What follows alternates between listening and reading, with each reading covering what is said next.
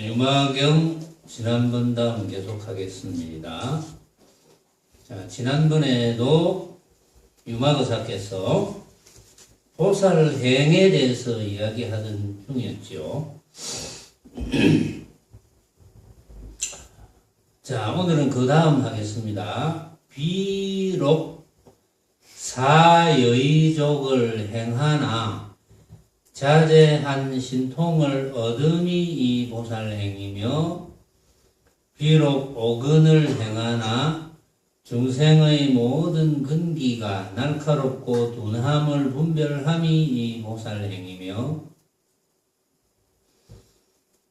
비록 오력을 행하나 부처님의 심력을 구하여 즐김이 이 보살행이며 비록 칠각분을 행하나 부처님의 지혜를 분별함이 이 보살행이며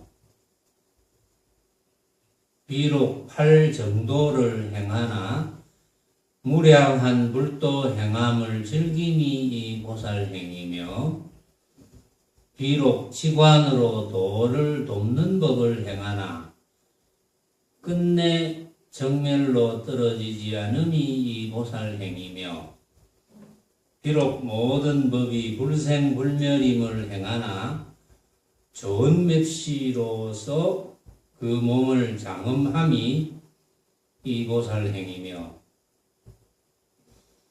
성문 벽지불의 위를 다투나 불법을 버리지 않음이 이 보살행이며 비록 온갖 법이 끝내 깨끗한 모습을 따르나 응하는 바에 따라 그 몸을 다툼이 이 보살행이며 비록 모든 불국토가 길이 적적함이 허공과 같음을 관하나 가지가지의 청정불토를 다툼이 이 보살행이며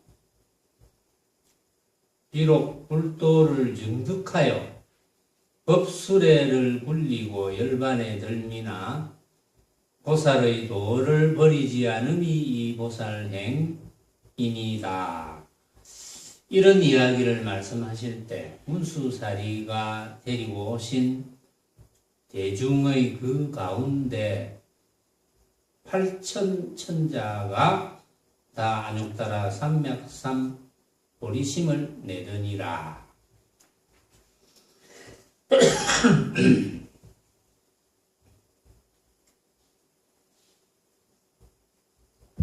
자, 비록 사여의족을 행하나 자제한 신통을 얻음. 사여의족을 행하나 자제한 신통을 얻음.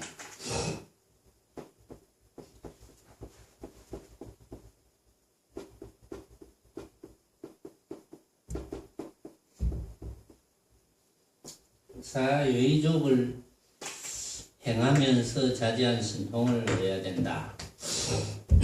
자제한 신통이라는 것은 어디라도 걸림이 없는 거죠. 그러면 이제 어디에서 걸림이 없어야 되느냐? 사여의족을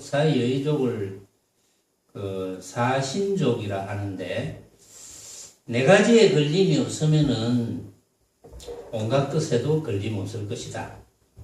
사실은 우리가 온갖 것에 걸림이 없으면 우리 부처행위지 뭐 다를 바가 있겠습니까? 우리가 조금이라도 고뇌해서 고민거리를 만들어서 스스로 만드는 거니까 괴로워하는 것은 그건 걸림이 있기 때문이거든요. 걸리는 곳은 괴로움이죠. 걸려들면 괴로움입니다.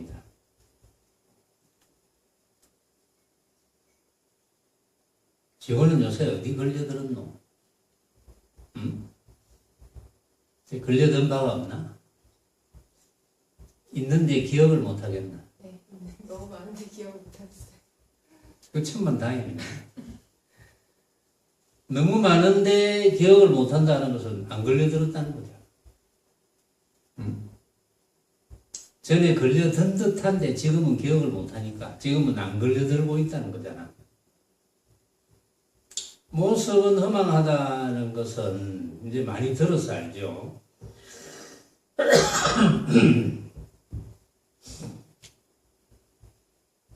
왜 허망합니까? 이렇게 물으면 그것도 알죠. 신인이 않아. 왜 허망한지. 응? 오랜만에 와서 내가 물어본다. 만약에 우리가 모습이 허망한 줄 안다면, 자, 우리가 살아가는 것은 모습으로 살아가잖아. 뭘 하더라도. 뭐, 각자의 모습대로, 뭐 직업이 뭐든, 직업 없는 사람은 없으니까, 가정주부도 직업이니까. 놀고 먹는 사람도 그것도 직업이에요. 놀고 먹는 직업. 그렇죠. 직업 없는 사람 없고. 그러니까 우리가 무엇을 하든지 먹고 사는데, 먹고 살지 못하면 이제 죽는 거니까. 무슨 일을 하든지 우리는 어쨌든 먹고 사는데 지금, 그건 전부 모습이잖아요.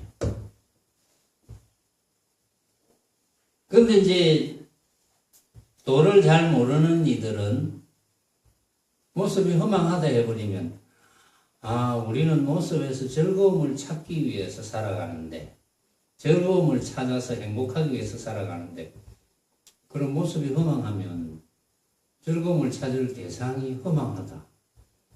너무나 막연하고, 너무나 아득하고, 이런 생각을 할 수도 있어요. 아득해지지, 사실은.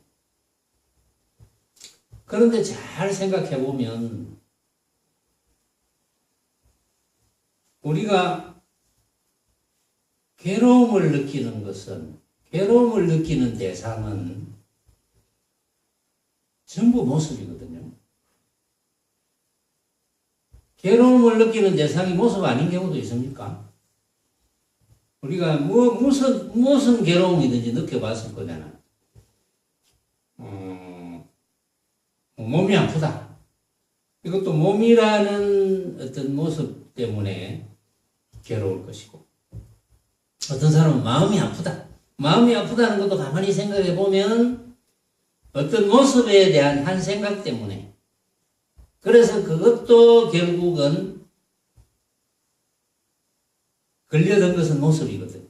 모습에 걸려들었기 때문이거든.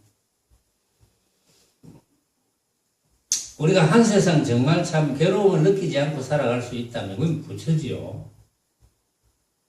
사실은 그렇게 살자고 우리가 부처님의 가르침을 받는 거예요. 한 세상 살아가면서 정말 괴로움을 느끼지 말자. 궁극적으로는 우리는 이 모습을 가지고 한 세상 살아가다가 결국은 이 모습을 버리게 됩니다. 어쩔 수 없이 내가 버리고 싶어서 버리는 게 아니고, 내하고 이 육신하고 인연이 다 하면 버리게 되는 거지.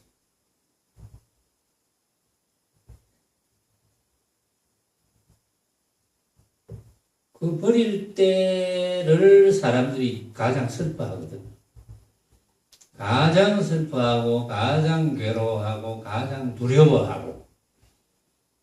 근데 왜 그렇겠습니까? 육신 버리고 난 뒤가 짐작이 안 가거든, 첫째는. 짐작이 안 가니까 두려워. 또 짐작이 안 가니까 당연히 외롭고 괴롭고 뭐 그렇게 되는 거겠죠. 근데 짐작이 가면, 만약에 짐작이 간다면 얼마나 좋겠어요. 우선 육신을 버린 후가 짐작이 된다면, 그러면 어떤 사람들은 이제 그러죠. 죽어봤어요? 죽어봐야 짐작이 되지. 죽었다가 살아났다고는 말이 안 되거든요. 죽음은 죽음이고 삶은 삶이고. 죽었다 살아나면 그건 죽음이 아니고 살아남이지. 그래서 이제 그런 논리로 따져서, 그건 말도 안 된다, 이렇게 이야기하는 사람도 있는데, 그런데 이제 부처님 말씀을 잘 듣고 수행을 잘 실천하면은 죽음 이후가 짐작이 가죠. 어떻게 짐작이 갑니까? 죽음 이후는 어떤데요? 명인 죽음 이후는 어떤데? 명인이 터득한 바는 어떤 건데? 죽음이나 지금이나 다르지 않다. 아, 그렇게 터득했네. 그렇지. 죽음 이전이나 죽음 이후나 전혀 다르지 않다. 그걸 터득했다. 전혀 다르지 않다는 걸 터득했다면 아마 죽음을 맞이해도 뭐 별 두려움이 없을 거예요. 다르지 않은데 뭐 지금이나 지금 내가 살아있다고 하는 지금이나 죽음 이후나 뭐 다르지 않을 건데 뭐. 다르지 않을 건데 뭐가 그래 문제가 되겠습니까? 근데 사람들은 다르다고 생각하거든. 다르다고 생각하면 당연히 두렵고 외롭지. 전혀 다르지 않아요. 특히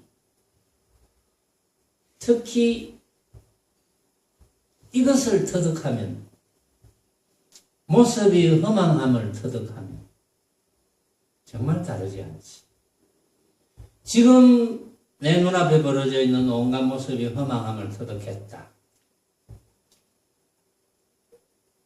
그러면 죽음 이후도 만약에 내가 육신을 가지고 쓴다 하더라도 또 육신을 가지고 쓰지 못하고 육신이라는 걸 한 생각을 일으켜서 있다고 착각해서 쓴다 하더라도 내 눈앞에 벌어져 있는 것, 내 앞에 벌어져 있는 것은 전부 허망하다고 안다면 그 전혀 다르지 않죠. 우리는 그걸 터득하는 겁니다. 그래서 허망하다는 것을 어떻게 구체적으로 터득하느냐 이거잖아요. 근데 방금 이제 듣자니까 명인이 그 정도는 자신 있는 것 같네, 보니까. 자신 있는 건 아니고. 또 겸손하기도 하네. 응?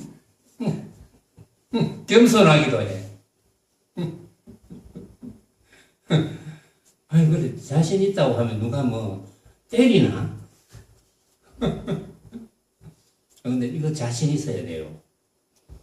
다른 거는 전부 자신 없어도 돼. 이것만은 자신 있어야 돼. 한번 생각해 보세요. 내 눈앞에 벌어져 있는 온갖 현상들을 내가 만든 거잖아요. 내 눈앞에 벌어져 있는 온갖 현상들은 내가 만들었다는 것은 70억 인구가 70억까지로 만들었다는 말이거든. 그게 틀림없잖아. 그런데 어떻게 그게 허망하지 않노? 응? 그래서 내 눈앞에 벌어져 있는 모습을 빈 것으로 관해야 된다. 이런 말을 쓰는 거예요. 내 눈앞에 벌어져 있는 온갖 모습을 빈 것으로 관해야 된다. 왜 빈 것으로 관해야 되느냐? 헛개비처럼 관해야 된다. 이 말이거든. 왜 헛개비처럼 관해야 되느냐? 진실한 모양이 아니니까. 왜냐하면 내가 쳐다보고 느끼는 것과 70억 인구가 쳐다보고 느끼는 것이 70억까지로 벌어지는데 어찌 내가 본 것을 진실하다고 얘기할 수 있습니까? 그렇게 알고 살면 되지. 그렇구나. 진실한 것은 아니구나 라는 것을 알고 살면 돼. 그러면 당연히 내 눈앞에 벌어져 있는 온갖 모습에 대해서 내가 집착을 안 할 거 아니에요. 모든 고민거리와 모든 괴로움은 집착에서 나오거든.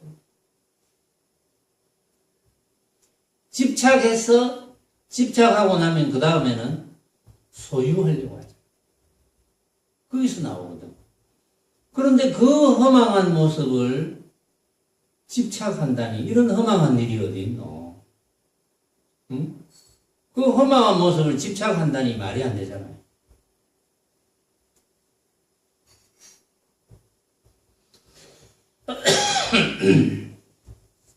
그래서 어쨌든 간에 사여의족을 행하나 자제한 신통을 얻어야 된다. 걸림 없어야 된다. 왜 걸림 없어질 수 있느냐? 온갖 모습을 허망한 줄 알았는데 내가 걸려들 수가 없잖아. 걸려들고 싶어도 걸려들 수가 없어.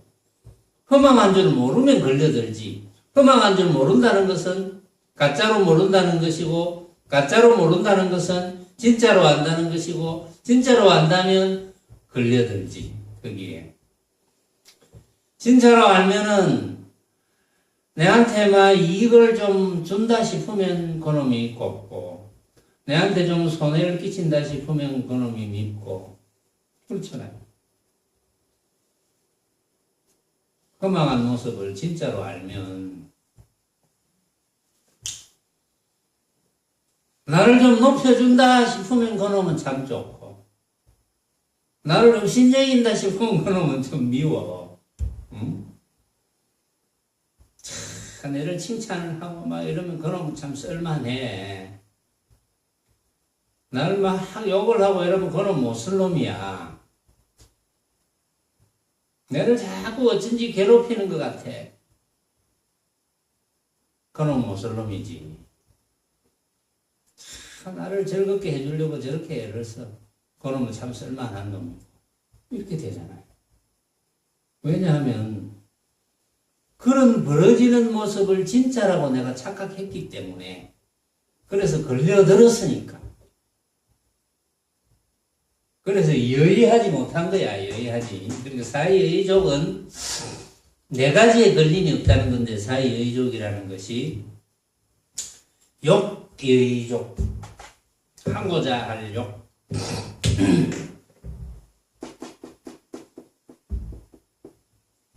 하고자 함을 잘 조절하는 것. 내가 하고자 함을 잘 조절한다. 너무 지나치게 하지도 말고 너무 느슨하게 하지도 말고, 정진요의족, 우리가 정진한다 이런 하잖아요. 정진요의족, 정말 수행에 대해서 끝없이 노력하는 것. 우리가 다른 거는 끝없이 노력 안 해도 됩니다. 근데 수행에 대해서는 끝없이 노력해야 돼요. 왜냐하면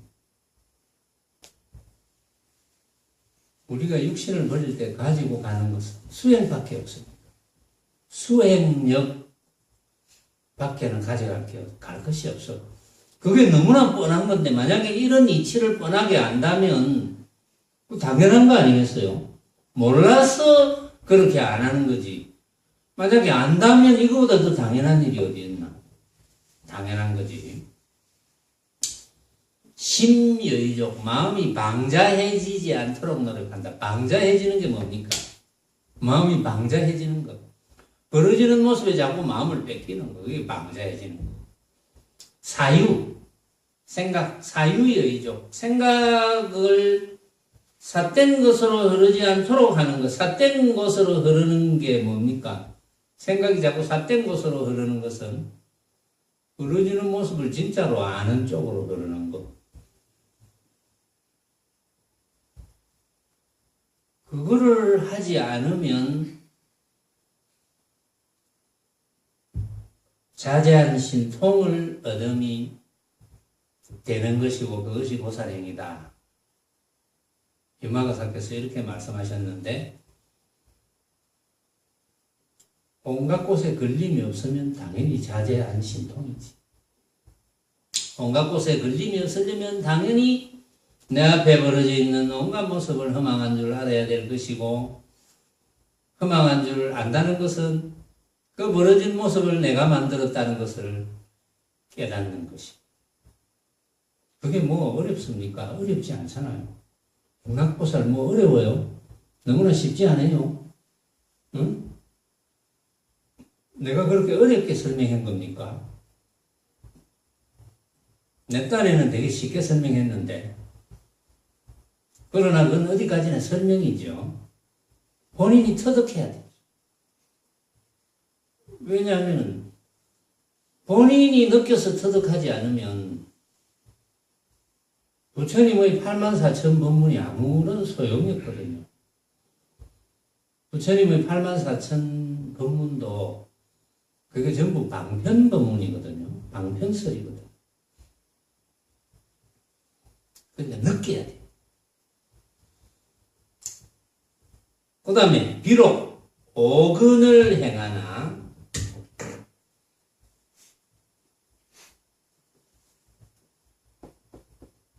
다섯 뿌리 근자 오근 뿌리 근자가 아닌 것 같다. 부지런한 근자.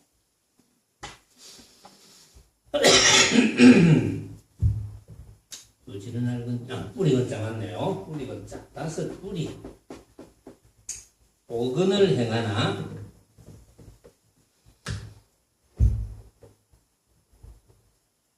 중생의 모든 근기니까 뿌리 근자. 중생의 모든 근기가 날카롭고 둔함을 잘 분별해야 된다.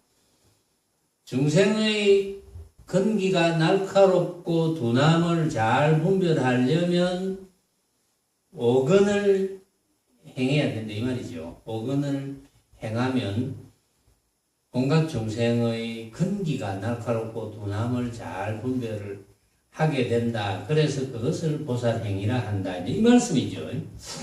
이제 오근은 뭐냐 하면은 신근 믿을 신자 신근 믿는 뿌리 믿는 근기 믿는 근기가 좋은 거는 뭡니까? 우리가 종교하는 사람들이 뭐 믿는다는 말 쓰잖아요. 믿는다. 그러니까 신근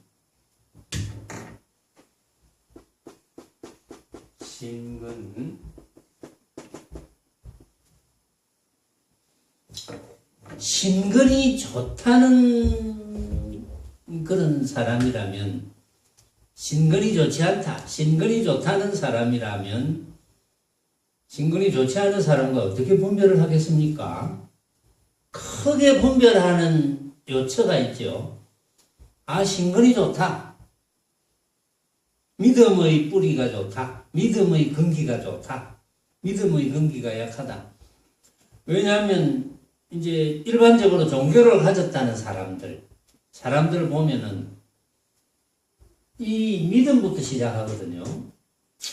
그러니까 이를테면 이제 기독교 같으면 이제 하나님을 믿어야 그게 성립이 되거든요. 하나님의 존재를 믿지 않으면 기독교의 신근이 성립이 안 됩니다.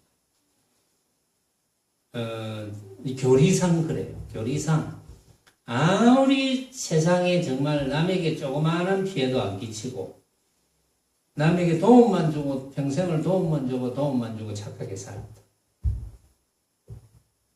그래도 이제 기독교의 문상에서는 하나님의 존재를 믿지 않으면 그거는 이제 구원을 받을 수 없어요. 그건 교리상 그렇게 되어 있어요. 그것도 어쨌든 신근이거든요. 신근. 그러니까 대부분의 종교가 신근을 가지고 있을 때, 믿음의 뿌리를 가지고 있을 때 대부분의 종교는 불교도 마찬가지예요. 불교도 대부분의 종교를 하지 말고 모든 종교라고 이야기합시다. 모든 종교에서 가장 큰 잣대가 뭐냐 하면은 모습을 믿느냐, 모습을 믿는 믿음의 뿌리냐, 신근이냐, 모습 아닌 걸 믿는 신근이냐, 이게 가장 큰 기준이 됩니다. 그래서 이제 불교식으로 이야기하면은 모습을 믿는 신근은 이제 그런 근기를 하근기라 합니다. 모습을 믿지 않는, 모습 아닌 것을 믿는 근기, 그것을 중근기 또는 상근기라고 해요. 말하자면. 그런데 이 근기는 자꾸 바뀌어. 왜냐하면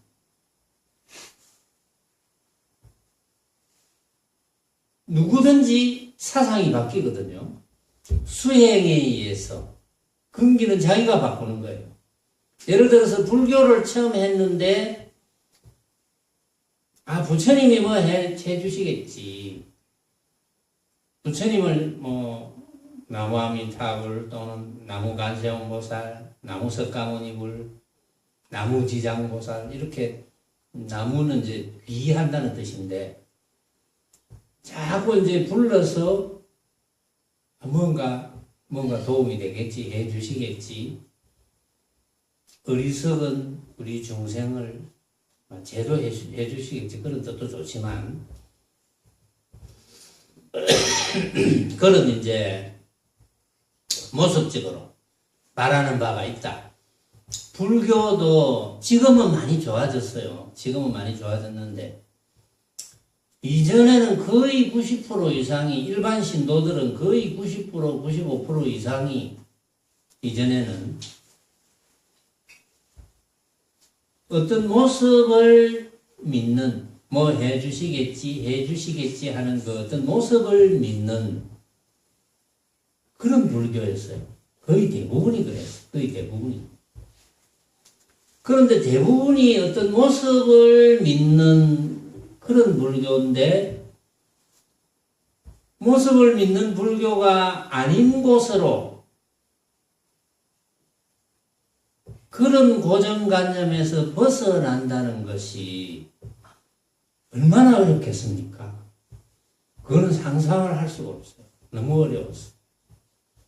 그래서 이전에는 일반 신도들 중에는 또 이제 할머니도 많고 뭐 이러니까 못 알아듣는다고 아예 고정관념을 가지고 제대로 된 대승법의 이치, 최상승법의 이치를 말해주지 않는 거예요. 못 알아듣는다는 상을 가지고 있는 거예요. 근데 알아들을 수도 있거든. 근데 지금은 많이 좋아졌거든요. 왜냐하면 지금은 이제 불교 대학도 있고, 4년제 대학에 불교 학과도 있고 이러니까. 학문적으로 많이 달라졌으니까. 지금은 제가 있는 사람들 중에도 시중에 나오는 책 중에 뭐 그런 이야기들이 많이 있으니까 재성이자 최상승의 도리를 이야기하는 그런 책들이 많이 있으니까 지금은 많이 달라졌는데 이전에는 굉장히 달라지기 힘들었거든요. 그러니까 어쨌든 구하는 바가 내가 목표로 하는 바 내가 원하는 바가 모습이냐 모습이 아니냐 이게 가장 큰 기준입니다. 내가 원하는 바가 모습인 것에서 완전히 반대의 개념인 모습 아닌 쪽으로 생각이 바뀌기는 정말 죽었다가 한번 깨어나야 돼요. 실제로. 얼마나 어려운지 모릅니다. 그게. 어렵다는 생각이 들지 않습니까? 여러분들도. 근데 여러분들이 만약에 사고가 이제 바뀌었다면 그건 천만다행인 것인데 그만큼 어려운 거예요. 그만큼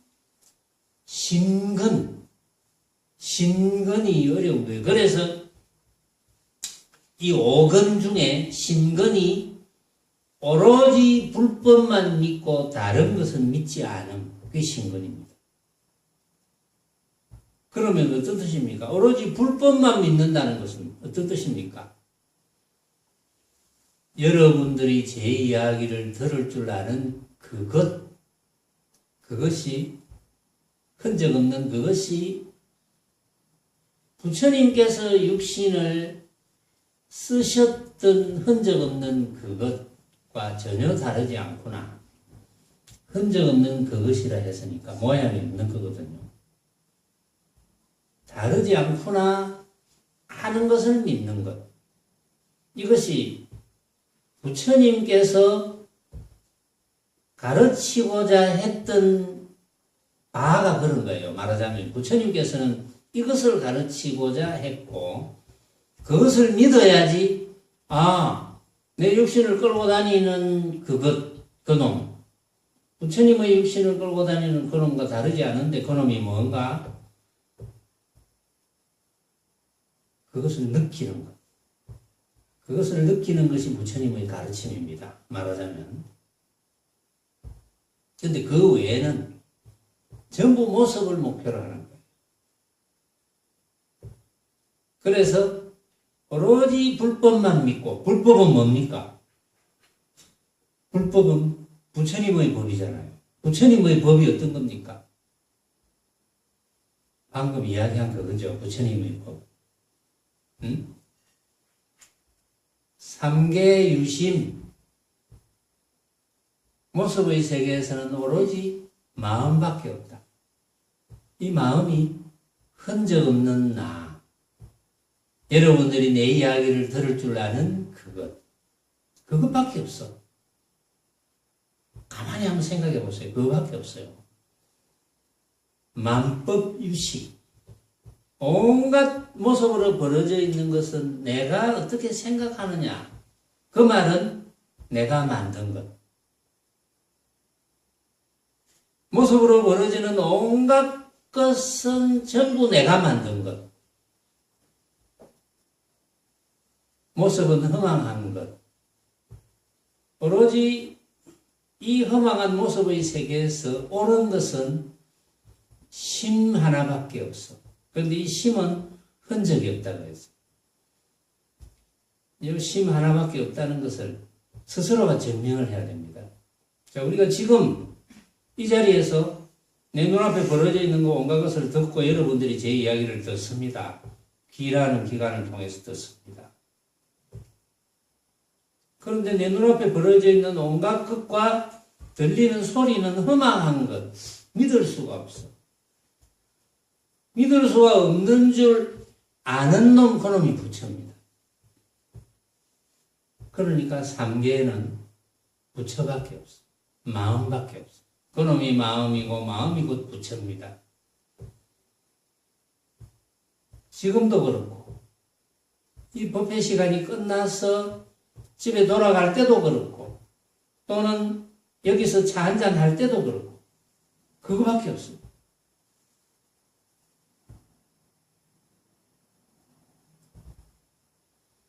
그 다음에 정진근, 정진하는 근기. 정진하는 근기인데 착한 것을 짓고 악한 것을 없애기를 부지런하게 해야 돼. 다른 거는 다 부지런하게 안 해도 돼. 착한 것을 자꾸 만들고 악한 것을 자꾸 없애기를 부지런해야 돼. 어떤 것이 착한 겁니까?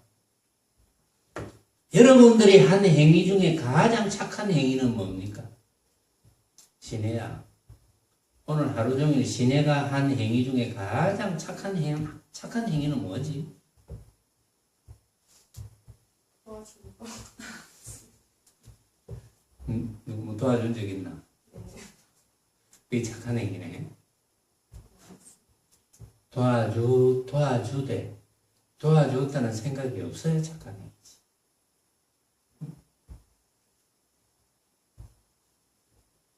여기서 착한 것을 자꾸 만들고 악한 것을 없애기를 부지런하게 하라 했죠. 가장 착한 일은 내가 내 눈앞에 벌어져 있는 온갖 모습을 진짜라고 생각 안 한 일. 그게 가장 착한 일.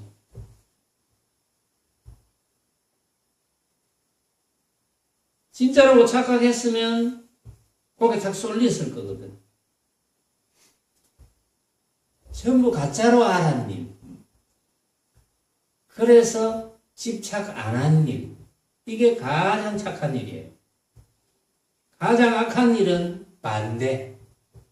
내 앞에 벌어져 있는 온갖 모습을 진짜로 착각한 일. 그래서 집착한 일. 이게 가장 악한 일입니다. 그래 하지 말자.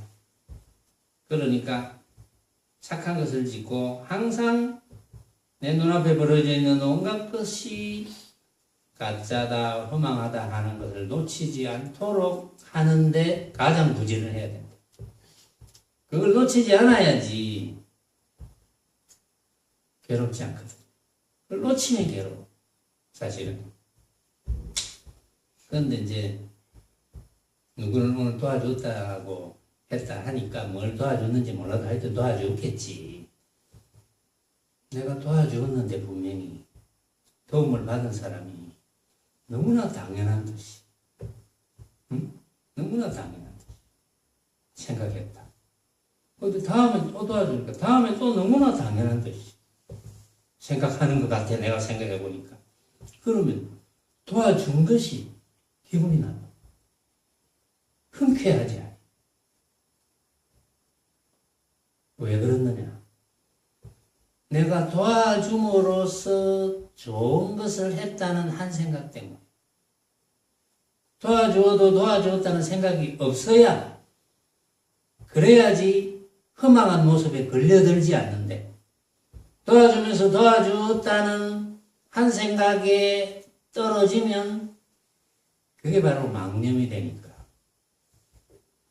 그래서 정진하는 근기가 좋아야 된다. 념, 생각념자, 념근, 생각념자. 무엇을 생각해야 되느냐, 도대체? 응? 뭘 생각해야 됩니까?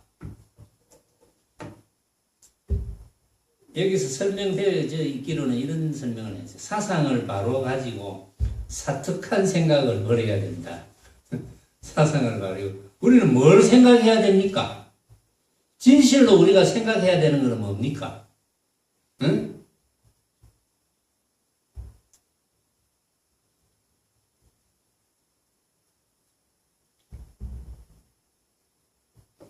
생각 안 할 걸 생각해야 돼. 어떠한 경우도 생각 안 하리라 하는 걸 생각해야 돼. 어떠한 모습에 관한 것도 내가 생각 안 하리라 하는 걸 생각해야 돼. 그게 념근입니다. 어떠한 벌어진 모습에 관한 것도 나는 생각 안 하리라. 필요할 때만 사용하리라. 그렇게 돼야 념근이 되겠죠. 그 다음에 정근. 정에 든다 하는 정. 선정의 뿌리입니다. 선정의 뿌리. 선정의 근기. 선정의 근기가 제일 좋은 분이 어떤 분입니까? 선정의 근기가 제일 좋은 분. 망념을 전혀 안 일으키는 분. 선정의 근기가 제일 좋은 거지. 그래서 여기도 보면 선정을 닦아서 어지러운 생각을 버린다. 선정이 뭡니까? 선정. 망념을 일으키지 않는 게 선정이네. 망념을 일으키지 않고 내가 망념을 일으키지 않는다는 것을 알고 있어야 돼. 그게 선정입니다. 내가 망념을 일으키지 않으면서 내가 망념을 일으키지 않은 것을 알고 있어야 돼. 모르고 있으면 안 돼요. 모르고 있으면 무기가 됩니다. 선정과 무기가 구분이 안 돼요. 알고 있어야 돼요. 팔풍부동하면 선정이 되거든. 그렇죠? 팔풍부동하면 선정이 되지. 그 다음에 해근, 지혜의 자. 지혜의 근기. 지혜의 근기가 제일 좋은 것은 뭐 지혜를 닦아서 진리를 깨닫는 거. 그건 당연한 이야기죠. 그래서 이렇게 비록 오근을 행하나 중생의 모든 근기가 날카롭고 두남을 분별해야 된다. 이것이 보살행위다. 그 다음에 비록 오력을 행하나, 오력, 아까는 오근이었는데 오력 5가지 힘. 오력을 행하나 부처님의 심력을 구하여 즐김. 이 오력이라는 것은 일반적으로 5가지의 근기를 발전시켜서 번뇌 파괴되지 않게 하는 힘을 기르는 겁니다. 조금 전에 우리가 5가지 근기를 이야기했잖아요. 그것을 더 발전시키는 힘을 기르는 것을 오력이라고 해요. 일반적으로. 그래서 오력을 행하나 오근을 점점 더 발전시키고 번뇌에 파괴되지 않는 완벽한 힘을 기른다면 그것은 부처의 행을 수행하는 겁니다. 부처의 행을 수행하는 것이기 때문에 그것이 당연하게 부처님의 10가지 힘이 되겠죠. 부처님만이 가졌다는 10가지 힘, 부처님의 심력. 그래서 오력을 행하나 부처님의 심력을 구하여 즐김이 이 보살행이며, 그 다음에 보살행은 어떤 것이냐? 비록 칠각분을 행하나, 칠각분, 저 앞에서도 우리가 했던 적이 있습니다. 칠각분, 칠보리분하고 같은 말인데, 비록 칠각분을 행하나 부처님의 지혜를 분별함, 부처님의 지혜를 분별하는 것이 보살행이다. 칠각분. 칠각분은 7가지 깨닫는 분 또는 도리분, 7가지 도리행. 같은 말인데,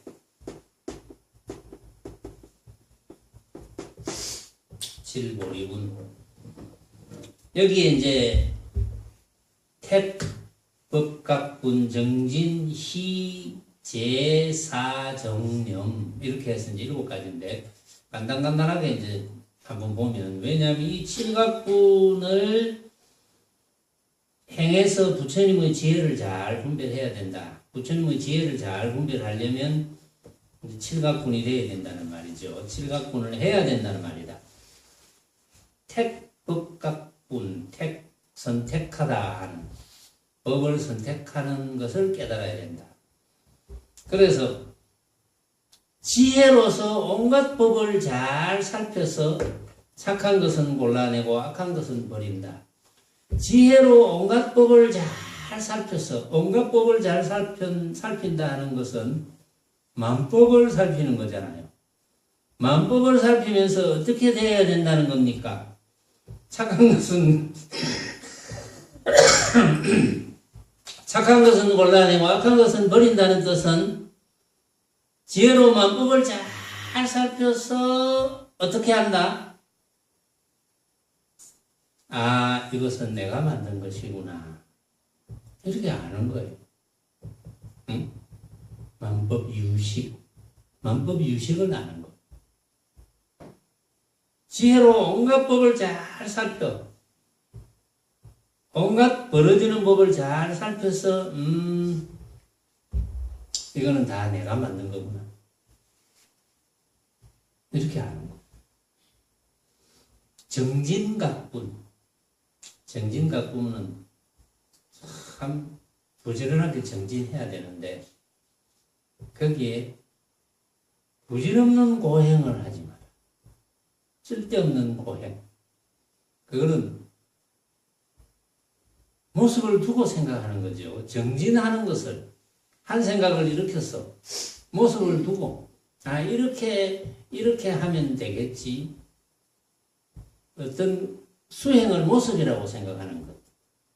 그래서 부질없는 고행 그런 건 하지 말고, 바른 도에서 게으르지만 않으면 돼. 부질없이 고행하지 말고, 게으르게 하지 마라. 그러니까 우리가 토요일날 철야정진하면은 철야정진하면서 그 시간만큼 열심히 하고, 물론 이제 철야정진 해보니까 자선 상태가 좀 훨씬 내가 막념이 덜 일어난다 싶으면 물론 뭐 연장해서 자기 생업에 지장 없는 한 연장해서 알아서 하든지 하고, 그 외에 또 낮에 일하는 사람들은 벌어지는 온갖 모습이 허망한 줄 놓치지 않는 것. 그것이 새말기잖아요. 그것이 모습을 잘 굴리는 거거든. 그걸 놓치지 않게. 그렇구나. 그러면 그게 여러 가지 방법이 있을 거예요. 놓치지 않는 방법. 내가 책상에 앉으면 내 눈앞에 보이는 자리에 바로 모습을 잘 굴리자. 뭐 이렇게 붙여놓든지. 안 그러면 요즘 뭐 손톱 매니큐어 이런 것도 많이 하던데 여기에 작은 글자로 모습을 잘 굴림. 5자. 모습을 잘 굴림. 딱 5개. 응? 제발 속지 마. 5개. 그 매니큐어를 하면 그런 걸 해야지. 뭐 쓸데없이 번쩍번쩍하는 모습을 해가지고 그런 모습에 떨어지는 일을 왜 하는지 돈 들여가지고. 제발 속지 마. 참 허망하네. 뭐 이런 거. 얼마나 좋아요. 그러니까 손톱만 보면 아이코 제발 속지 마. 손톱만 보면 벌어지는 눈앞에 있는 거 참 허망하네. 그러니까 모든 내가 할 수 있는 모든 걸 동원해가지고 여기에서 말하는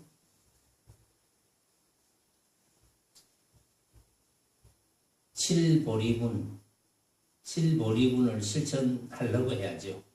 여기는 정진각분이니까 정진각분에서 부질없는 고행, 쓸데없는 고행 같은 거 하지 말고, 응? 고행 같은 거 하지 말고 바른 도를 발전시키는 데 있어서 절대 게으르지 마라. 부지런해야 된다. 이거죠. 희각분, 참된 법을 얻어서 정말 기뻐하라. 그럼 기뻐할 수밖에 없습니다. 만약에 여러분들이 조금이라도 정말 모습만이 전부인 줄 알았던 분이 어느 날, 그게 아니구나. 모습은 험한 거구나라는 것을 만약에 느꼈다면 그 기쁨은 이루 말할 수 없겠죠. 또 제각분,